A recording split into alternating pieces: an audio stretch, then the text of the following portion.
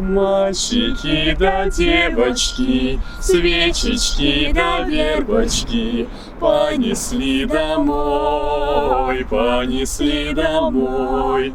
Огонечки теплятся, прохожие крестятся, и пахнет весной, и пахнет весной. На 6-й неделе Великого Поста, в последнее воскресенье перед Пасхой, православные верующие отмечают праздник Входа Господня в Иерусалим, но в народе он больше известен как Вербное воскресенье. Согласно Евангелию, в этот день Иисус Христос направлялся со своими учениками из Вифании, где он накануне совершил воскрешение Лазаря, в Иерусалим. И на подходе к городу он увидел молодого осла, который был привязан к дереву, попросил учеников подвести его к нему, и ученики возложили на него свои одежды. Иисус Христос сел на этого ослика и так вошел в город. В городе уже все знали о чуде воскрешения Лазаря и приветствовали Христа словами: «Осанна вышних, благословен гряды во имя Господня». Люди держали в руках пальмовые ветви, они клали на дорогу и пальмовые ветви, и свои одежды на дорогу, по которой ехал Христос. И именно поэтому появилась традиция у нас тоже встречать в храме этот праздник с ветвями в руках. Но, как известно, в нашей полосе, в наших климатических условиях пальмы не растут, поэтому мы пользуемся веточками того дерева, которое первое расцветает здесь у нас. И особенно вот на севере в это время еще деревья не распускают свои листочки, поэтому мы берем вербу. Верба — это вообще удивительное растение с красными стебельками, обладает живительной силой и может прижиться вообще в любых условиях, и во оврагах, и в полях, и около водоемов. Но часто вот в городских условиях вербу найти трудно, поэтому православные также используют любые веточки из семейства ивовых. Часто их украшают, приносят в храм, где уже вербу освящают. И вот именно верба дала название и вербному воскресенью, и всей неделе, вербная неделя, вербица, вербич называют.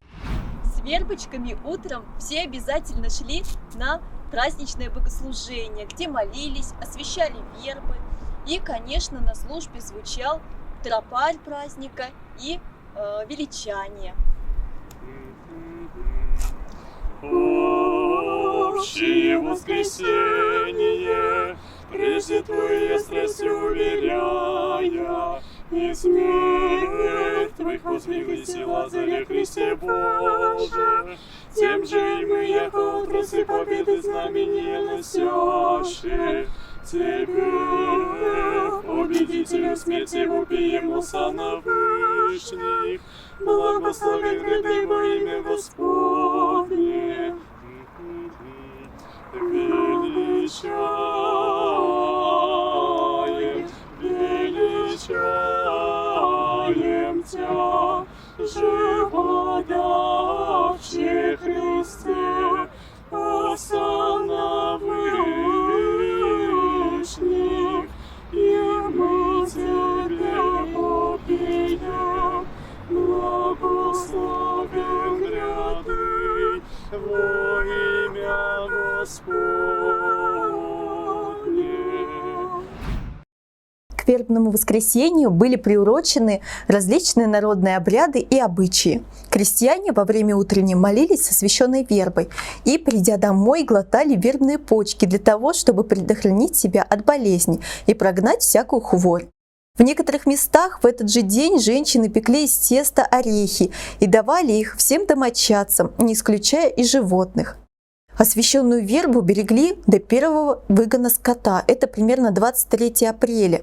Причем всякая благочестивая хозяйка выгоняла со двора скот непременно вербой, а саму вербу потом втыкали под крышу дома. Это делали с той целью, чтобы скотина не только сохранилась в целости, но и чтобы домой возвращалась исправно, а не блуждала бы в лесу.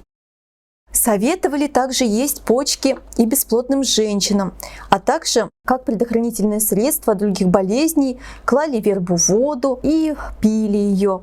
Также клали ее в воду, в которой купали больных детей. В воскресенье вербные почки добавляли в хлебцы для скотины и в вербную кашу для членов семьи.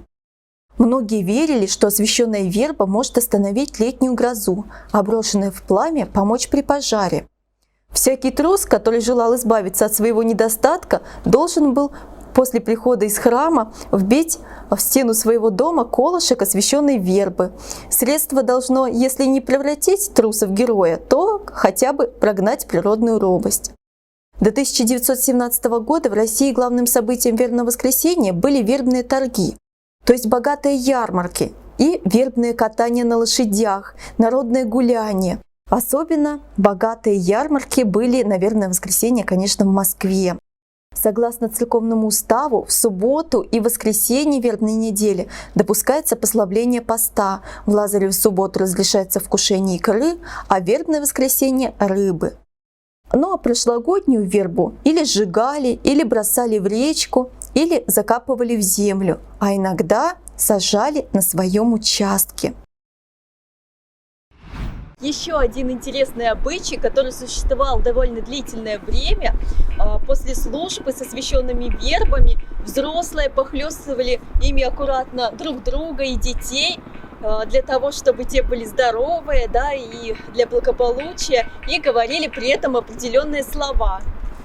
Вербы, вербы, вербы, хлёст, верба хлёст бьет до слез. Верба синяя бьет не сильно, верба красная бьет напрасно, верба белая бьет за дело.